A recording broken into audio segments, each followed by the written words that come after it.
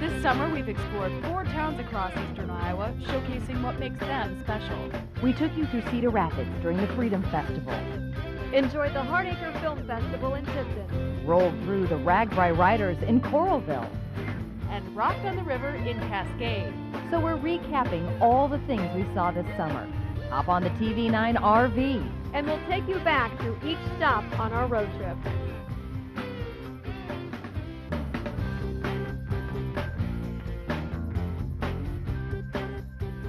We begin the TV9 Our Town road trip in Cedar Rapids. The city of 5 seasons has something for everyone. Most people know about the city's staples, Veterans Memorial Stadium, the downtown farmers market, but we're going to take you through some of the lesser known places. With dance styles from around the world, a local dance company brings big city style to Iowa.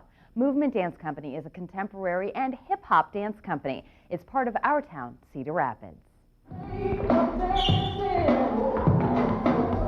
Some of our specialty classes, you're not going to find anything like that, just because people like West African. I've taken class in DC, I've taken class in New York in West African dance, and it's just not something that's offered in smaller cities.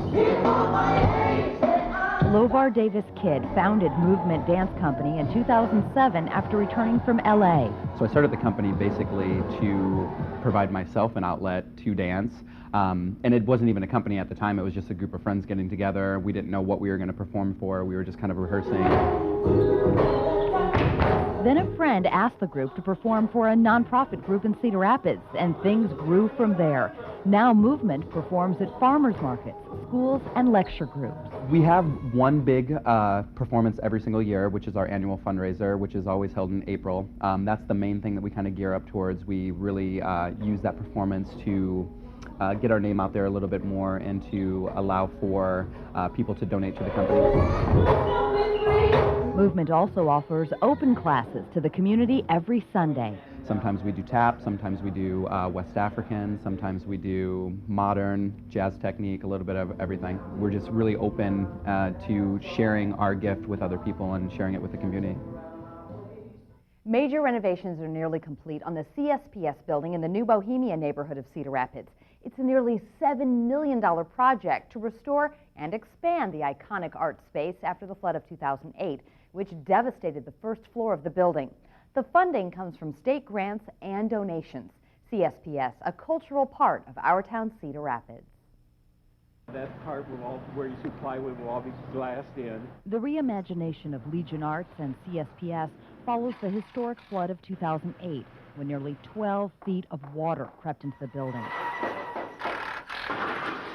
After a year of work, it's almost ready to welcome back artists and the community. In many ways, CSPS Hall is the crown jewel of the neighborhood development down here. It's one of the last buildings that really needs to be rehabilitated and put back into service. It's all part of the growing New Bohemia neighborhood. New Bo has a lot of different values that are different from other parts of the city. One of them is a kind of green emphasis. Another is a kind of reuse, adaptive reuse of old buildings. CSPS Hall was originally named after the Czechoslovak Protective Society, the organization that built it. The halls were a place for social activity and entertainment. Legion Arts, an independent artist organization, has been bringing cutting-edge art, music, dance, and theater to the CSPS building since 1991, when NIT took over the space. It's a hip, kind of entrepreneurial, creative neighborhood where a lot of artists live and work. The post-flood restoration process started with a series of community forums in the summer of 2009. Plans included expanding the existing theater and gallery spaces, as well as studio and educational spaces, and the opening of an arts incubator. That will make a kind of area where all kinds of artists will feel free to congregate and hopefully bounce their ideas off other people. The restored firehouse will host visiting artists. They need a place to stay, they need a place to work while they're in the neighborhood. The space also includes ground floor retail operations, including a bookstore, wine and coffee bar, and apparel shop. Organizers hope it will revitalize the area. We need new development in the neighborhood as well. We think the streetscaping that's currently going on here will really help attract new businesses and new pedestrian traffic to the neighborhood. A new courtyard between CSPS and the firehouse will serve as space for community interaction and outdoor performances. When it reopens in late summer, CSPS will truly be a cultural center for Cedar Rapids. Well, the arts and creativity in general play a big, important role in any city's life, and to have them kind of generally focused in one area creates a kind of synergy of activity. The owners of a gift shop on 2nd Avenue say their store is a hidden gem. 3 friends run Bramble's Gift Shop, and they're not seeing the customers they used to. The little shop sits near a major construction site.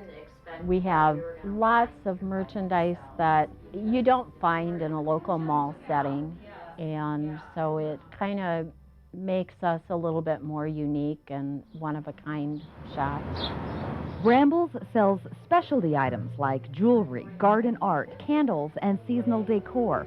The 3 owners check out markets across the Midwest to find unique handcrafted gifts. We go to Madison, we also go to Minneapolis, we go to Chicago. We like to go to markets that feature handcrafted items from America. But the women also make some of the items themselves. One of my partners makes her own soy candles. My husband and I make pine furniture, painted pine. Sandy does pottery, and we all have examples of what we do here. But the owners of Bramble say business is hurting because of construction for the new medical pavilion. Since they've been talking about the closing of 2nd Avenue, we have noticed a drop in customers. Heidman says a couple of other stores in the area complemented their shopping destination, but those stores were relocated. Because we were so close to where they were located, some people just assume we were relocated or we just quit and we didn't go anywhere. And they just say, oh, Brambles is closed. Well, we're not. She says customers who make the trip won't be disappointed. We have people come in and say, oh, I didn't see this at all when I came in, and they're going the opposite direction. The Lighthouse Inn Supper Club has been a destination for diners in Cedar Rapids for 99 years, and it has seen its share of history, including a few outlaws in its heyday. You may not know it now, but the Lighthouse Inn has had some very questionable guests in its history. July 22nd, we're on the alert, this is 1934, for the John Dillinger gang. After a shootout and daring escape in Indiana, the notorious outlaw has been reportedly sighted in Keokuk and Sioux City. Dillinger and his gang visited Cedar Rapids on several occasions during the 1930s when things got too hot for them in Chicago. During Prohibition from 1919 to 1933, the Lighthouse Inn was a common stop along Highway 30 for Chicago mobsters Al Capone and John Dillinger. Several elderly Cedar Rapids residents recalled recognizing Dillinger at the Lighthouse Supper Club on Mulberry Road Southeast. Recently, co-owner Theron Manson says a relative of Dillinger's that still lives in the area approached him. And then she said that her mother told her she wanted to go to the Lighthouse, and her mother told her that nice girls didn't go to the Lighthouse because there was a road out. Manson keeps track of it all. Over the years, I saved news clippings from, they used to have a 10, 20, 30, 50 years ago. I think they still do it once a week. The Gazette does. Every time something comes up about the Lighthouse, I saved it. And he loves to talk about it with restaurant visitors. I have people asking about it, and they read the menu, and then you end up chewing their leg off and their dinner gets cold. But people like that stuff. Theron and his wife Josie own the place. They say it's not always easy to run a business as a husband and wife. Behind here I have a beauty salon. He runs this, I run that. We don't argue that way.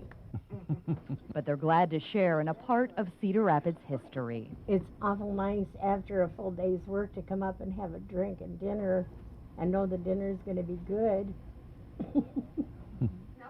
It's a favorite among Cedar Rapidians. Vernon Inn, the Greek place, keeps people coming back for more with its traditional Greek family recipes and a one-of-a-kind experience. We talk with the owners about what's made this restaurant so successful for so many years. The Vernon Inn is a family business. For 35 years, Basil and Lynn Hodges have owned and operated the restaurant with their family. Basil Hodges' father had always dreamed of opening a restaurant. He was in the Greek Navy for like 16 years, working as a chef, and traveled throughout the world. So he had all these wonderful recipes from family and his travels. It started small and grew from there. We started out with the concept of doing a bar with, believe it or not, this is 1976, a bar with Greek hors d'oeuvres and appetizers, and we were probably totally out of our minds at that time thinking that here we are at Cedar Rapids, Iowa, that would work out. But the funny thing is, we found out that a few months after we opened, people really weren't interested in the bar, in the appetizers, but they were interested in a full Greek menu. Growing up in a Greek family, Basil learned to love homemade food with fresh ingredients. He says many of the dishes served today are family recipes. I eat the chicken pita probably 3 times a week. Yeah, I love it. In recent years, oldest daughter Katie Hodges has joined the family business as general manager. I started out here working as a busser, and throughout the years I've really gotten to know a lot of the customers really, really well.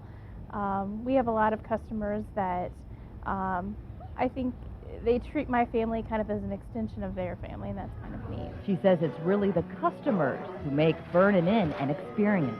The one thing that's very unique about the Burnin' In is we have almost like a Cheers environment here.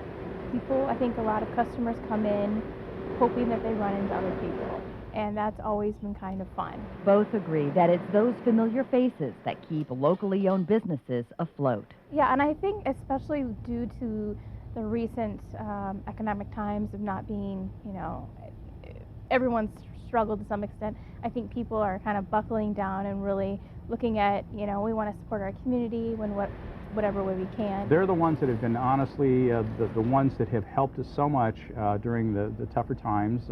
You see those familiar faces, and thank goodness we've built such a good relationship with those people, because they've been really, really great to us. One neighborhood in southeast Cedar Rapids has been plagued with a bad reputation, but crime is down in Wellington Heights, and the Neighborhood Association says it's working to improve the area's image. Wellington Heights Association President Terry Bilsland says the group is doing a lot this summer to help out the community. That includes programs like Chalk the Walk and a junk band at Redmond Park every Thursday and Sunday evening. He says when kids are in the parks, they're not getting into trouble. It gives them somewhere to go in the evenings instead of just hanging around on the corner. Neighbors agree that events like this are changing misconceptions about the neighborhood. Well, I just think everybody just need to get together and realize what the city's trying to do. They try to, keep everything clean and have everybody be safe. Mad Dads is an outreach program in Wellington Heights that works to empower kids and adults. Members walk through the neighborhood to connect with the people who live there. We get out in the community to talk to the youth about decision making and future choices, and try to give them a better understanding of life besides the rhetoric that goes on around so much.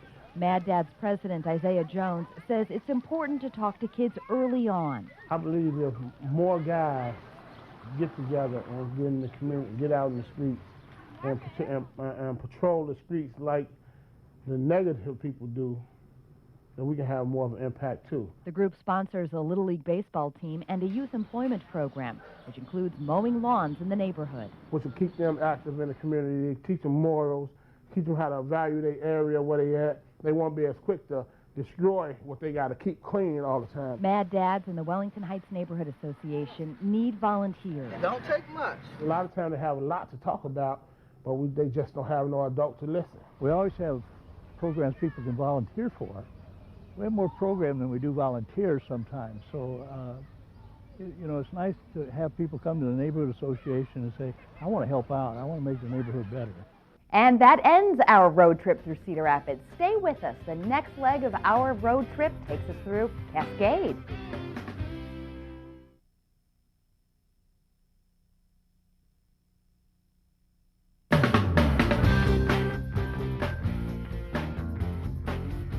Thanks for staying with us. We're moving on to the next leg of the TV9 road trip onto beautiful Cascade. Cascade is a beautiful small town with big city charm. Chuck and Edna's Made Right in our town, Cascade, has only been open just a few months, but it's truly a community staple. And it's already known for one larger-than-life menu item that's dedicated to the Cascade Cougars. the sizzle of beef on the grill, the cool ice cream, and the smell of onion rings. This Maid-Rite is serving up classic fare for the community of Cascade. The seniors to the kids. You got to keep everybody happy. It's only been open since March 1st, the wedding anniversary of its namesake, Chuck and Edna, and it's helping to carry on an important tradition in Cascade. I've had a lot of family go through Cascade and see them wearing that, and that makes me want to wear them too. You hope to have your jersey on the wall today? Yeah, definitely. Timmy plays football, baseball, basketball, and runs track, and like many of the other employees at Chuck and Edna's, loves working in a place that showcases the rich history of sports in this community. And it represents our whole entire town. We love the Cougars, we love going to the baseball games, the basketball games. And that's why they invented a very special sandwich called the Cougar. Ketchup, mustard, onions, pickles, cheeseburger, bacon, fries, barbecue sauce, another burger, and onion rings.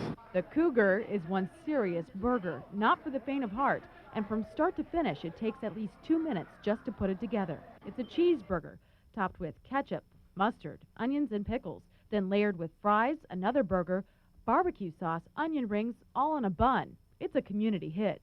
We love the Cougars. And this community is serious about its Maid-Rite and the rich history on the walls of our town, Cascade. The community of Cascade has deep roots in tradition, and the Cascade All-Star Dance Team continues to groove its way into the hearts of not only those in eastern Iowa, but across the country. They're moving, 1, 2, 3, and grooving. And when it comes to taking a twirl on the dance floor, the members of the Cascade All-Star Dance Team mean business. Their motivation is to win. And by that I mean becoming the best dancers they can possibly be by the end of the season. In Cascade, athletics reign supreme, and dance fits right into this community's competitive spirit and focus on family. I love how our team is so close. I can trust all my teammates, and we're all best friends. The team practices at least 5 days a week, learning routines choreographed by leaders in dance from LA, Chicago, and Oklahoma.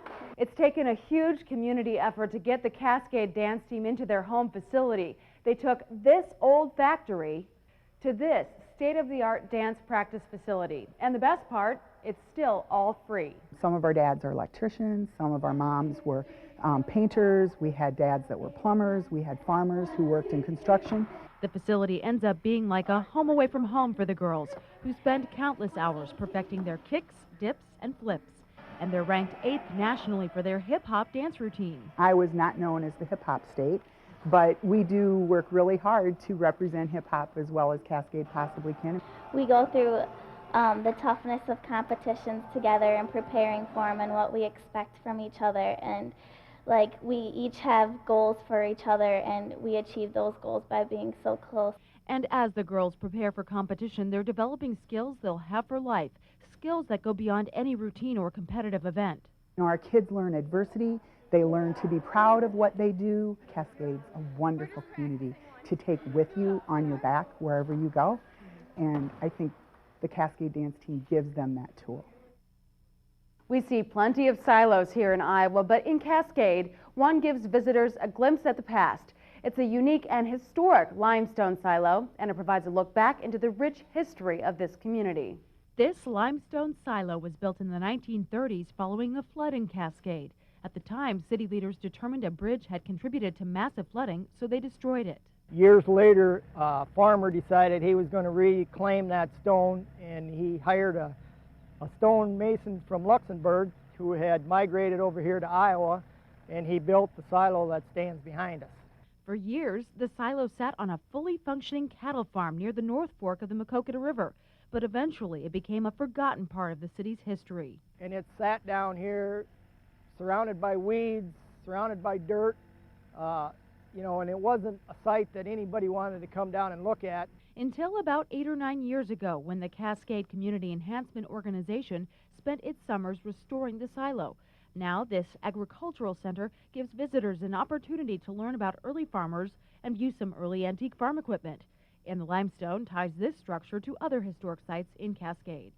Obviously, the biggest one would be St. Martin's Church, built all out of limestone, but we also have another historical building in town, which is the old limestone jailhouse, which was built in the 1850s.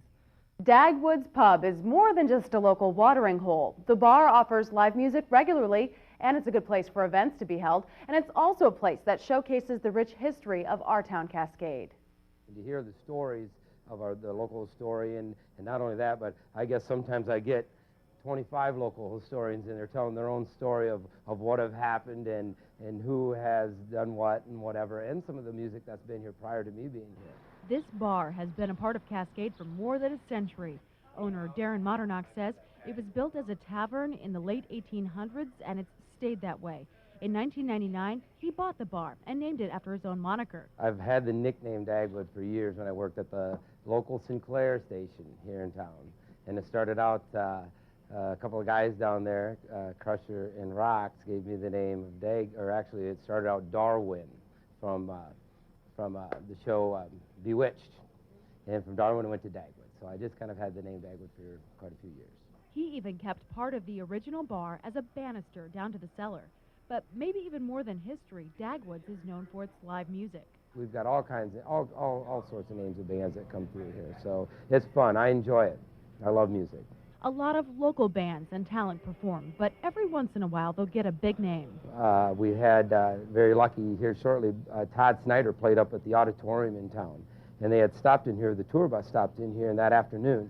And they had a pizza and hung out, and we got to know him that afternoon. And during the show that night, everybody was throwing out requests, and he said, well, I don't know if I'll be able to get to them all, but we're not going to go far. We're going to go back downtown, I think, to that little bar, Dagwood's Pub. He said, we're going to stop in there afterwards. And he sure did. And he popped up and sang about 4 or 5 songs with the band. So that was pretty cool. He also has his own personal collection that he calls his claim to fame. That's Jerry Jeff Walker there. I got my good old buddy Bill Elliott right here. Joe DiMessina, met backstage. But aside from music, he has another passion. And I also do a little auctioneering on the side, too. I went to auctioneering school. He does 10 to 15 benefit auctions a year, and we were lucky enough to sample his talents. We're going to sort them out. Well, say what do you say? What are you going to get for it? How about 25? 25 bid 25. You able to buy it 25 and now 30. 35 and now 40. You able to buy it 40 bid 40 out of it. Thank you 40 now 5. Rockin' on the River just wrapped up its 2nd year in Cascade. With local music and local food, this community event draws a big crowd. We've gotten nothing but positive feedback about it, that people were looking for things to do, and this town loves live music. So it's been just overwhelming for us that people are coming out and supporting us. It may be quiet now, but Rockin' on the River brings the people of Cascade down here to Riverview Park for 3 summertime music events. The bands are all local, and the food is local too. Some proceeds will support funding for a new amphitheater here at the park. We thought, what better to have as a permanent structure? So I went online one day and Googled the amphitheaters and came up with a plan. And the project will cost about $135,000. That's coming from the city, grants, and fundraising. The community has just been very supportive of helping us and donating time and labor. But next spring, we want to have our first June event held under the amphitheater. Like much of Cascade, the amphitheater will embrace its home along the river. The amphitheater itself will have a waved roof, which will mimic the North Fork River falls that have been in Cascade and what Cascade's known for. The whole amphitheater will be faced in limestone, which is a natural product from the river, and City Hall is obviously faced in limestone, and several other historical buildings in Cascade are made of limestone. They say it's contagious. There's something about the theater in our town, Cascade, that brings out the passion and creativity in a lot of people there. As KCRG TV9's Katie Wiedemann shows us, local actors say passion has everything to do with one man who has dedicated so much of his life to the performing arts. In a community that lives and breathes baseball, that's better. The term good play doesn't just refer to what's happening on the baseball diamond. Theater also rules the roost. Each year you try to be better than the last one.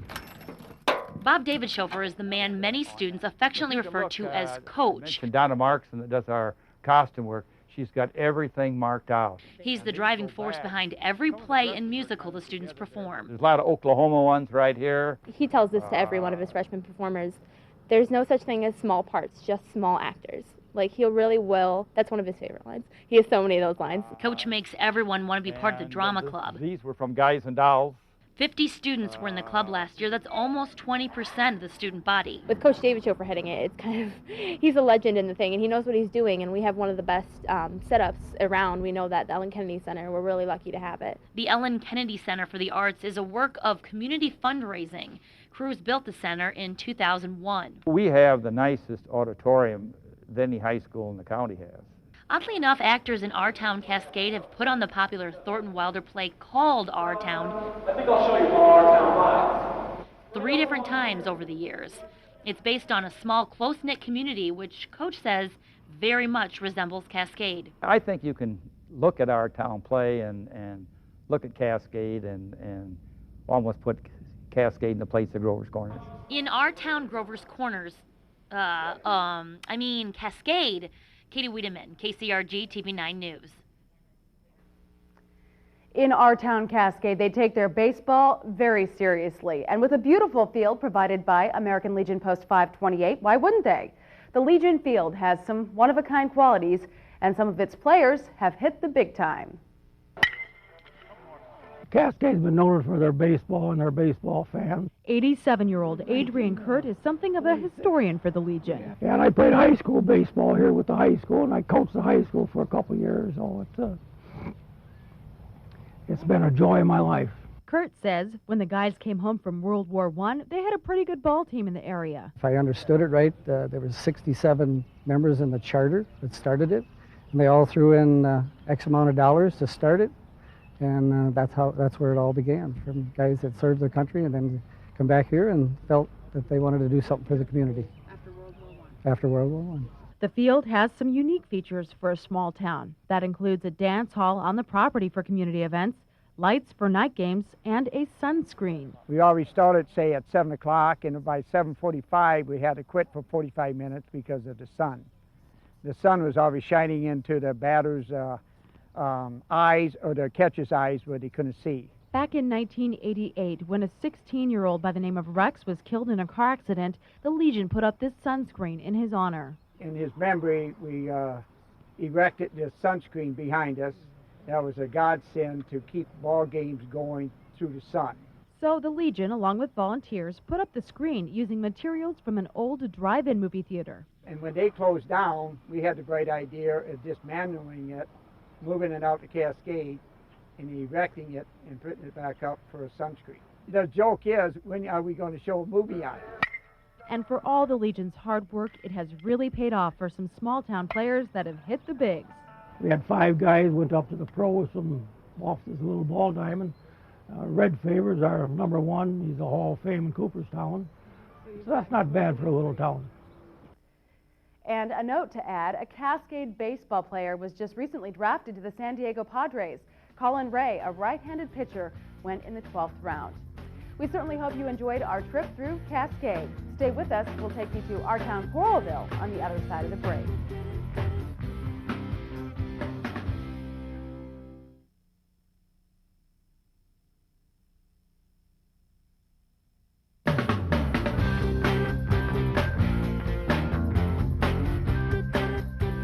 Welcome back. The next part of the TV9 road trip rolls through Coralville.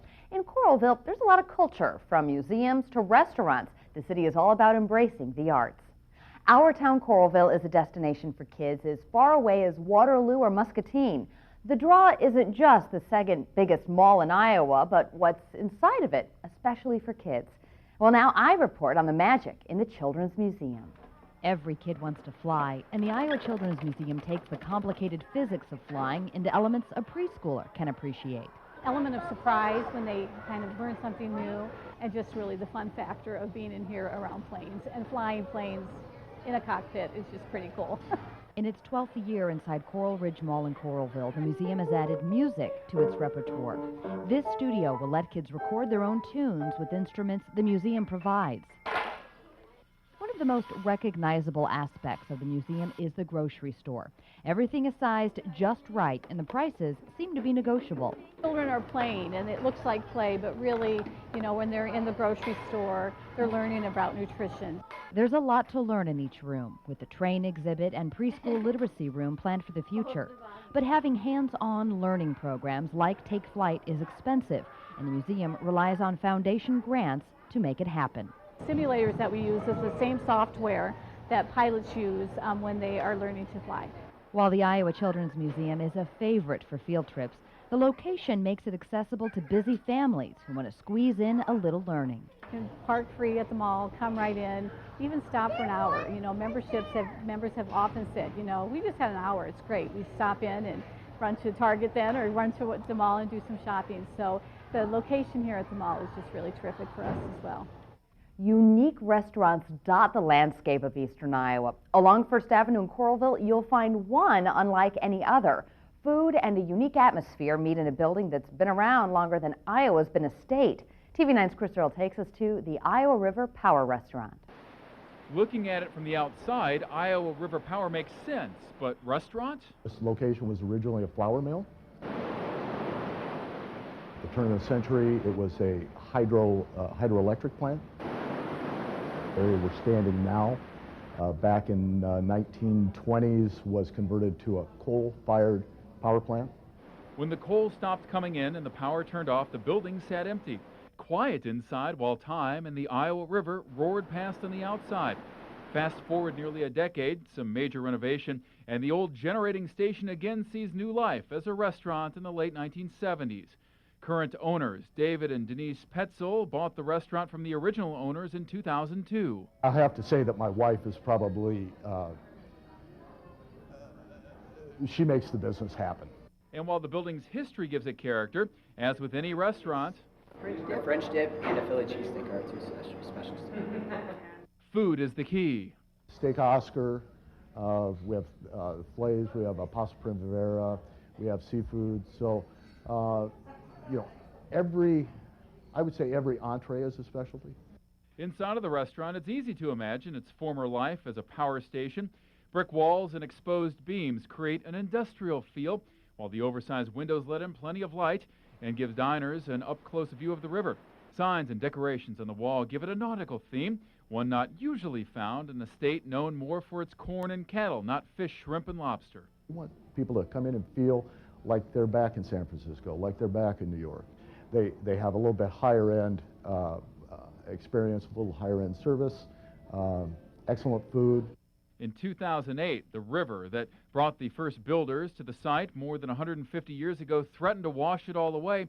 Still, the Petzels say this is the place for their restaurant. It's part of our history, you know. We've had power from rivers from day one, you know. They still have a lot of plants that are still run with power. We've got windmills, we've got grist mills. There's a lot of things. The river's a powerful tool. Chris Earle, KCRG TV9 News. You may have noticed a lot of development springing up along Interstate 80 near the Iowa River in recent years. That development is only expected to continue, eventually becoming the face of Coralville. We're talking about the Iowa River Landing, and KCRG TV9's Mark Carlson has more on this massive project. Stone's throw from the rapidly moving Iowa River rests a project years in the making, yet still a decade from complete. The front door into Iowa City and Coralville. Deanna Trumbull has seen the Iowa River Landing project sprout off the ground. Trumbull is responsible for filling up the dozens of offices, condos, and businesses created through the development. You can call it a downtown, you can call it a lifestyle urban village, but the idea is that there's multiple opportunities for people to come to the area. Trumbull says the multi-phase development will ultimately swell to become 180 acres in size. That's more than 3 times what you see now. There really will be a unique mix of eclectic retail and boutiques, as well as services that people in the area would need, and some great restaurants that we're looking to add.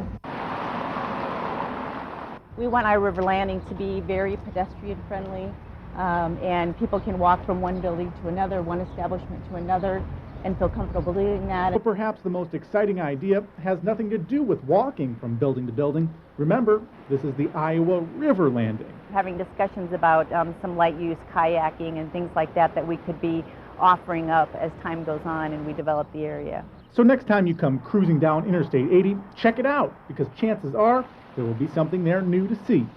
In Coralville, Mark Carlson, KCRG TV9 News.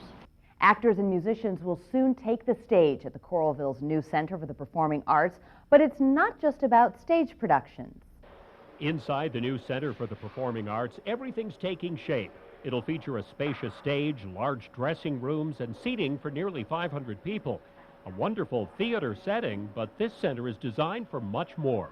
That's great for things like full-on performances, panel discussions, lectures, private events, community band performances, school functions, anything you can think of we'd love to have in this space. The project is a public-private partnership. In addition to the $11 million Performing Arts Center, a 6-story building will also offer commercial and residential space.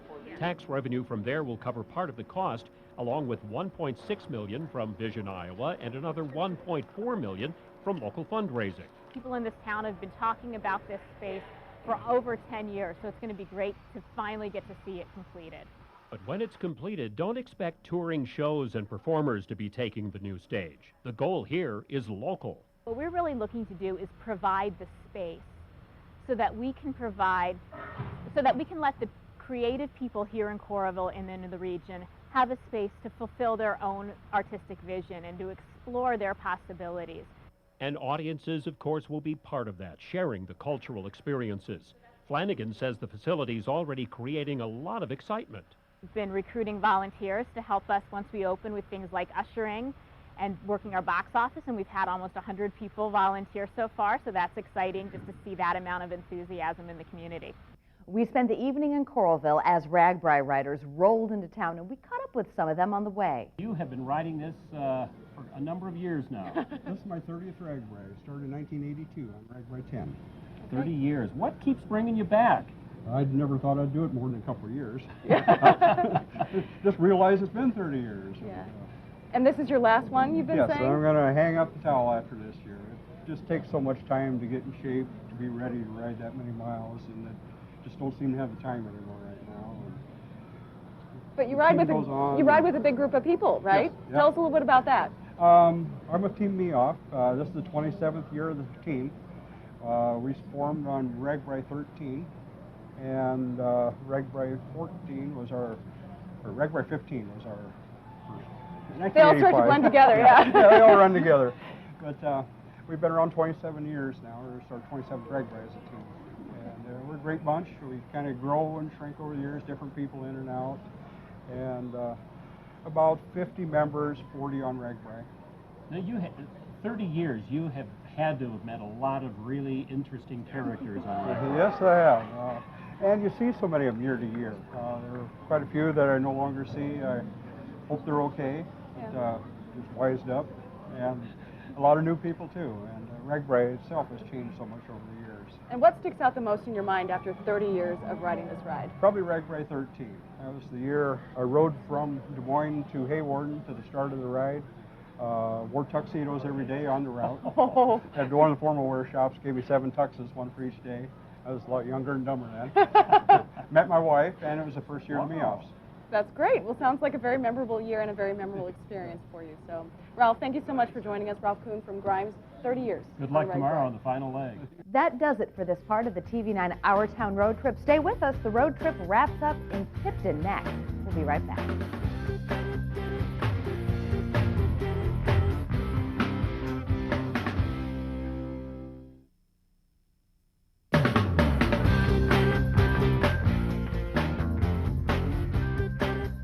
Our final stop on the TV9 Our Town road trip is in Tipton. Tipton is a town with a rich history that strives to preserve its past. From old Civil War posts to new and modern shops, our town Tipton has something for everyone. In our town Tipton, people like to give back, and one project allows the community to come together while helping others. The Tipton Hardacre Garden is becoming a staple in Cedar County. Lettuce is all ready to pick. It's a warm morning in our town Tipton, but the sun's not stopping volunteers from working on the community garden. For the last 3 years, Let's go ahead and pick some spinach also. people across Cedar County have reaped its benefits. It's a whole sense of community because we're all in together on this.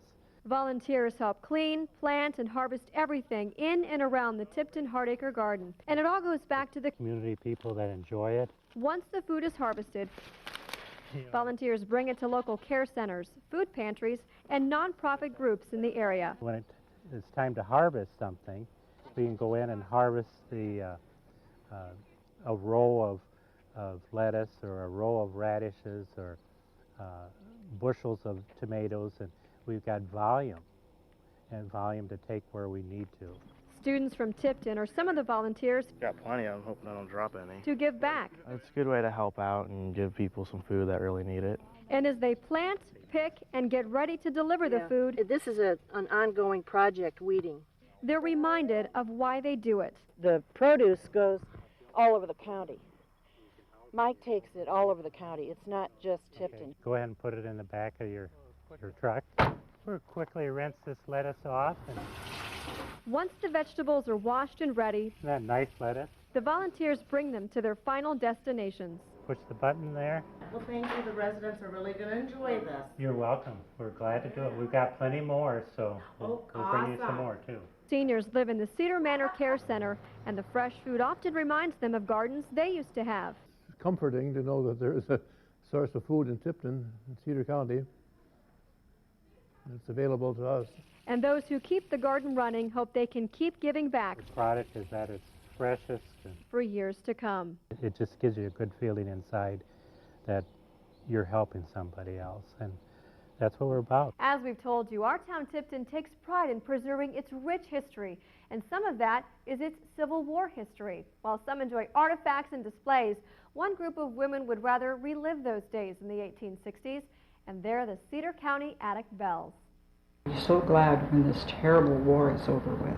It's not the conversation you'd expect to hear in our town Tipton. Are they calling them graybeards? I believe so. Something like that. Or the clothes typical of today. It's not from the war itself and the disease.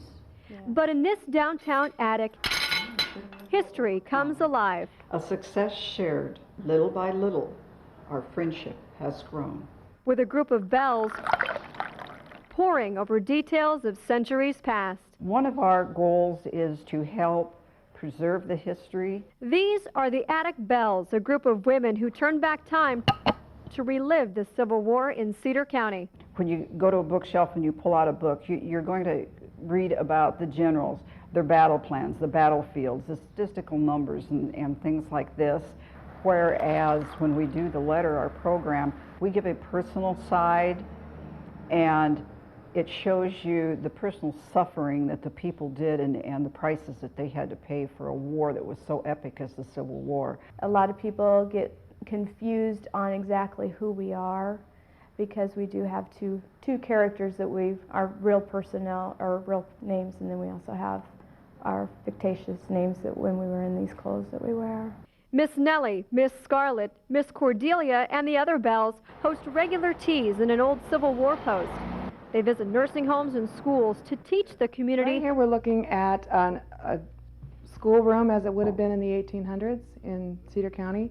What life was like in Cedar County during the war. And these are photos of some of the students in the classes, some of the Tipton High School. We want the children to learn. We want them to have a place that they can have hands-on history and not everything behind glass, and that they can actually experience it. And that's what the Attic and the Attic Belles try to do. Cedar County Historical Society Museum allows the people of our town Tipton to explore their history. With pages of family records to thumb through and old buildings to explore, it truly showcases the county's storied past. Have traced that rifle all through the Civil War. It's really awesome. Cedar County, for a small rural county, has a very large, colorful history that needs to be shared. Preserve, learn, and move forward. That's how the people of Cedar County feel about their history. We have what was known as a housewife, which a lot of people call a sewing kit. The Cedar County Historical Society has been around for decades. He was able to have whatever he needed to repair his uniform. But it just opened its museum in 2006. The books will give a complete line of descendancy. Inside, people can thumb through pages of family history. Most of the books will have some pictures if we're really lucky. And explore items from as far back as the Civil War. And it is fantastic to be able to see a picture of that person. I have a walking stick from the Civil War, prison camp, carved by a Union soldier. The snake going up represents the Confederates winning the war. And at the top, the head is turned down, meaning that the war has turned in favor of the Union. And outside, history again comes to life in Pioneer Village. Fraser Cabin, 1842. It's one of the first cabins in Cedar County. An old school building, a blacksmith shop, and one of the top 5 oldest active churches west of the Mississippi. the church has been around for more than 115 years, and people still use it. I just get goosebumps when I say it's one of the oldest active west of the Mississippi, you know, and to have this thing picked up and brought in, and to have the members in the community raise over $70,000 to do this. The museum's history continues to grow with support from people across the community. These items were originally given to the local organization called WRC. All of the money the society raises goes right back to its goal, And then they came to us. preserving its roots and rich traditions. If we don't know where we were and we don't know where we are, how do we know where we're going? One of Tipton's biggest events is the Hardacre Film Festival. We caught up with the festival's organizer while in our town. Just a little sample of what some of the folks will see tonight at the festival. Well, tonight we'll have a bunch of films. We'll have including our first ever outdoor screening of a documentary called The City Dark, which is about light pollution in urban cities. Fantastic looking film. It was actually photographed by somebody from Bettendorf, and we're really excited about that. We'll have a lot of other films tonight too, long and short. And these films come from all over now. All over the world. We received we received entries from 15 different countries this year. 170 entries. Is a festival like this an opportunity for most of these films? It's the only chance they really have to be shown? A lot of them are on the festival circuit. They have been shown in many other festivals, but none of them have ever been seen in Iowa before. Each one of them is an Iowa premiere, and we're really excited that they chose to have it here at the Hardacre. What does it mean for a town like Tipton? Because it's a pretty small community to have something like this. It's a pretty big deal. Yeah, it's a very big part of the town's identity. We found that out when we moved here in 2001, and we just had to get involved with it right away, and now it's fallen to me to run the festival, so I've been doing that for 3 years now. I noticed in the program that you have a little slip of paper here that the people coming to the festival get to do a little voting. That's right. That's right. We give out several awards during the festival, but the most important one is the audience award ballot. Everybody that comes to the festival can fill that out, and we announce the winner at our after party, which is Saturday night after all the films have shown. Well, there you have it. From pieces of the past to plans for the future, our town Tipton is truly a special place. And with that, the Our Town Road Trip has reached its final stop. A big thanks to all the people from all the towns we visited for letting us explore. We hope you enjoyed this summer's road trip, and we hope you'll hop on the RV with us next year.